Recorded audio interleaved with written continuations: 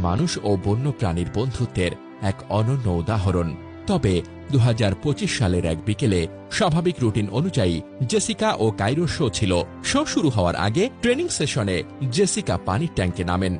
প্রথম দিকে সবকিছু স্বাভাবিক থাকলেও কিছুক্ষণের মধ্যেই কায়রোর আচরণ বদলে যায়। সে বারবার ট্যাঙ্কের চারপাশে ঘুরছিল, স্বাভাবিক সিগন্যাল উপেক্ষা করছিল, পানির নিচে লুকিয়ে থাকছিল এবং হঠাৎ উঠে আসছিল। হঠাৎ করেই কায়রো বজ্র গতিতে জেসিকার দিকে ধেয়ে আসে।